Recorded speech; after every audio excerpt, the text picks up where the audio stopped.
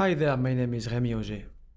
This video will show you how to install the Automic Workload Automation platform on a Microsoft Windows server. Let's take a look at the system properties. The server we will use to demonstrate the installation procedure is the 64-bit Windows Server 2012 R2 with 8 gigs of RAM. On this server, I already installed the SQL Server and its Management Studio tool. I also downloaded the SQL JDBC driver, which is required by the automation engine to connect to its database. Finally, I retrieved the Automic Workload Automation v12 installation package, which is available at downloads.automic.com.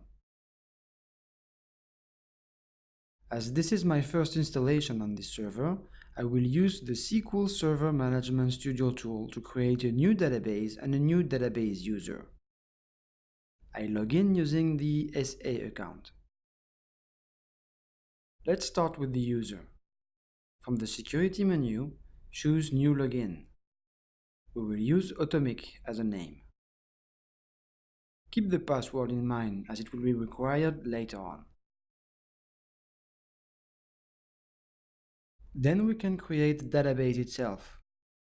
From the Databases menu, select New Database. Again, we're going to name our database Automic.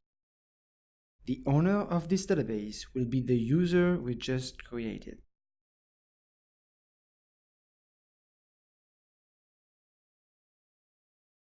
Now that the database has been set up, we unzip the installation package.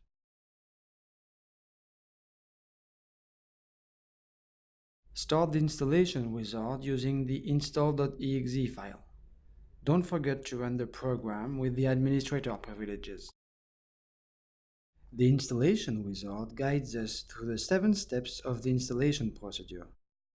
At this point, the database should be ready and you should have a valid license key with you. The first step is to select the type of database we're about to use. I'm using SQL Server. I provide the path to the SQL JDBC driver I previously installed.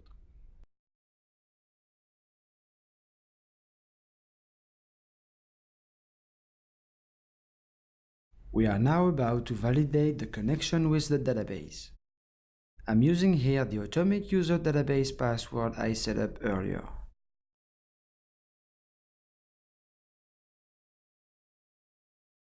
Let's keep the default installation path.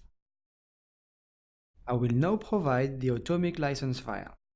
If you need one, please contact your sales rep or let us know on support.automic.com. After accepting the license agreement, we define the password for the first automation engine user to be created. At the end of the installation procedure, we will log in using this new user. Finally, we provide the credentials for the agent to run jobs. I provide here the same credentials I used to log on this server. Here we go! The installation is on its way. While all the elements are getting installed, we notice the Automic database and utilities, the documentation, the service manager, and the web interface. Then the automation engine is started, and the reporting solution is deployed. At the end of the installation, a new shortcut appears on the desktop and the web interface shows up. All fields are set. I provide my new user password. This ends our tutorial on how to install Automic Workload Automation v12. For more information on how to navigate with the Automic web interface, please refer to the corresponding tutorial videos.